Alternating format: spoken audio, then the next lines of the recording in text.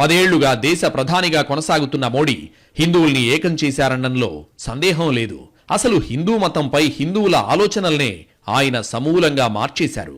దేశంలో ప్రధాని అత్యున్నత పదవి. ఆ స్థాయిలో ఉన్న మోడీ బహిరంగ సభల్లో, ప్రభుత్వ కార్యక్రమాల్లో హిందూ మతం గొప్పతనం గురించి చెప్పడం, స్వయంగా సంస్కృతి సంప్రదాయాలను ఆచరించడంతో హిందువుల భావనలో బాగా మార్పొచ్చింది. నేను హిందువును, నాది హైందవ దేశం అనే భావనకు బలం చేకూరింది. దేశంలో గతంలో మతం గురించి మాట్లాడుకోవడానికి అసహనంగానూ సిగ్గుగానూ ఫీల్ అయ్యేవారు. అంతేకాదు, ముఖ్యంగా నేను హిందూని అని చెప్పుకునేందుకు కొంత భయపడేవారు కూడా.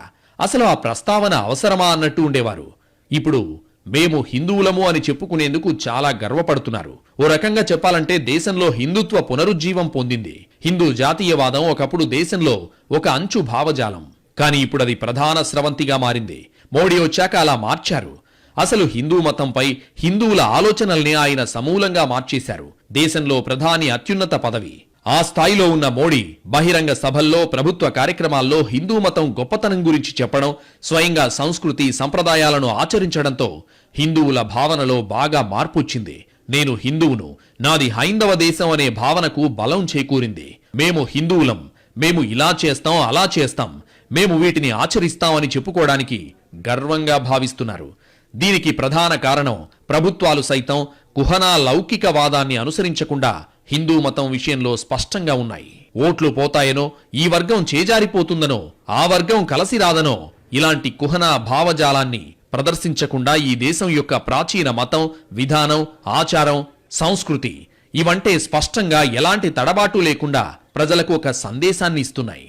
అయోధ్య ఆలయాన్ని పునర్నిర్మించినప్పుడు ప్రధాని మోడీ 11 రోజులు ఉపవాసం చేసి 11 రాష్ట్రాల్లో వివిధ ఆలయాల్లో పూజలు చేసి ఆ తర్వాత అయోధ్య ఆలయ ప్రారంభానికి వెళ్లారు.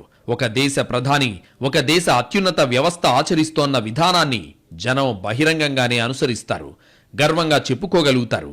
సెక్యులర్ విధానానికి ఎలాంటి హాని చేయకుండానే మన మతం గురించి మనం చెప్పుకోవడం తప్పు కాదనే భావనను జనంలోకి బాగా తీసుకెళ్లగలిగారు మోడీ.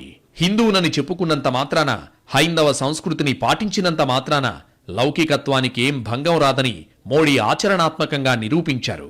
లౌకికవాదం అంటే అన్ని మతాలను గౌరవించడమే కాని సొంత మతం ఏదో చెప్పుకోవడానికి సిగ్గుపడటం, భయపడటం కానే కాదనే సందేశాన్ని బలంగా జనంలోకి తీసుకెళ్లారు.